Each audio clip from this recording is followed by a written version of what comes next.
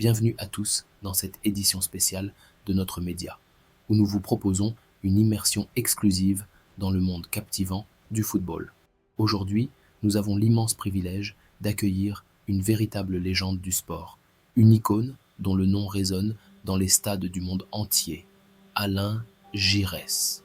Ce nom qui évoque des décennies de passion, de dévouement et d'excellence sur le terrain.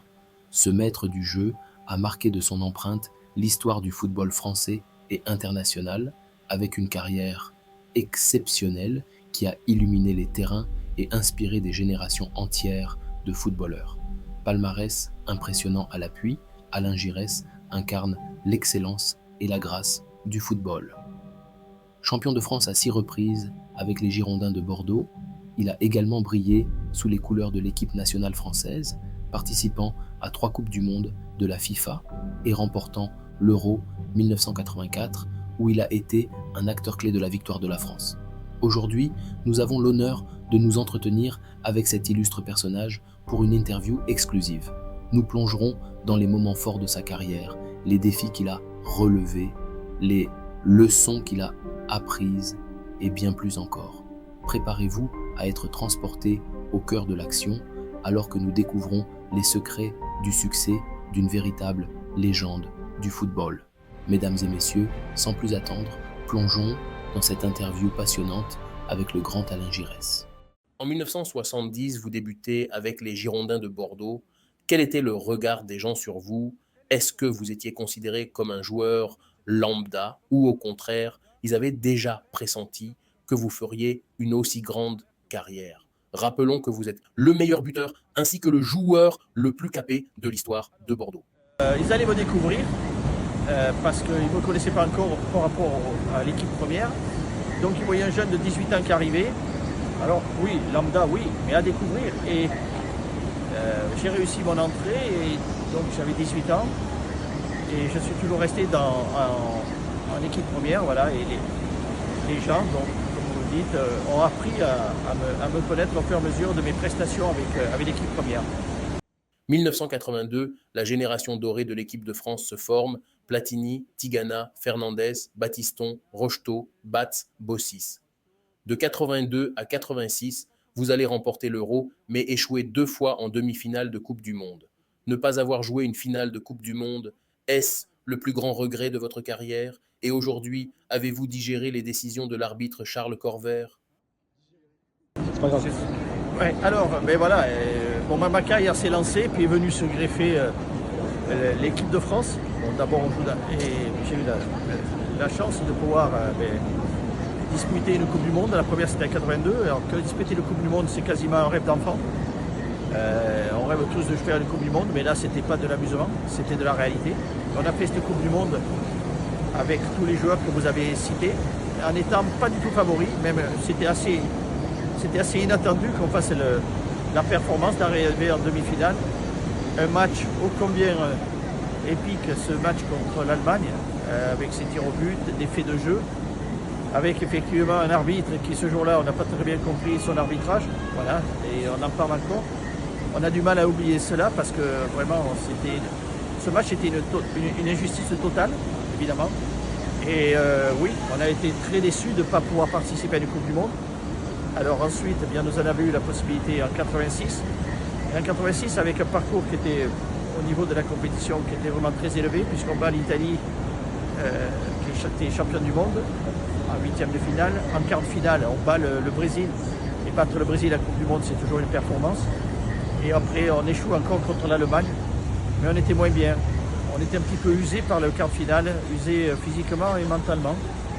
Donc on a échoué, oui. Et se dire qu'on est passé à côté du final Coupe du Monde pour un footballeur, c'est toujours un grand regret.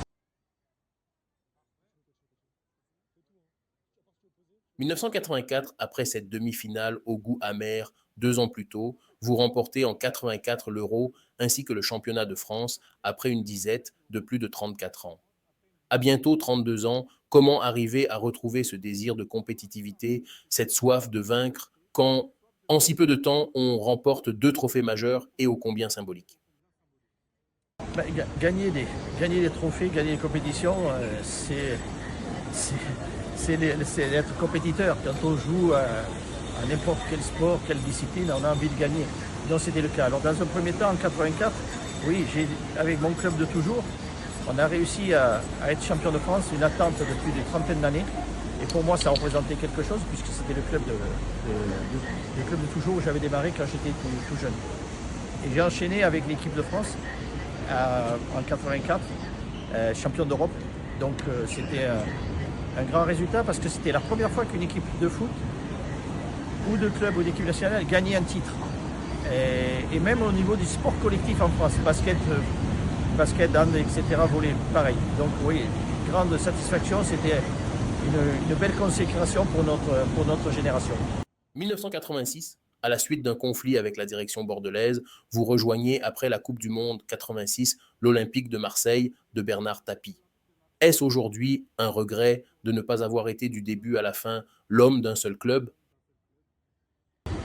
Ah, c'est pas l'épisode le plus agréable parce que je suis parti de Bordeaux, je suis parti, oui, parce qu'après avec des problèmes avec la direction des Girondins et voilà, j'ai pris un choix.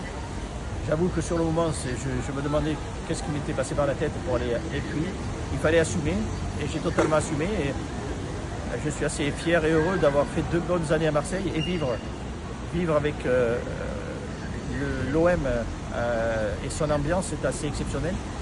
Et pour bien montrer que je n'étais pas venu en dilettante, j'ai été élu joueur de l'année 87, joueur français de l'année 87, avec le maillot de l'Olympique de Marseille, ce qui démontrait que voilà, j'avais respecté le club et ça s'était très bien passé. Alors oui, mais je reste toujours le joueur d'un seul club, parce que je suis né sportivement dans ce club des Girondins, je suis totalement imprégné de marine et blanc.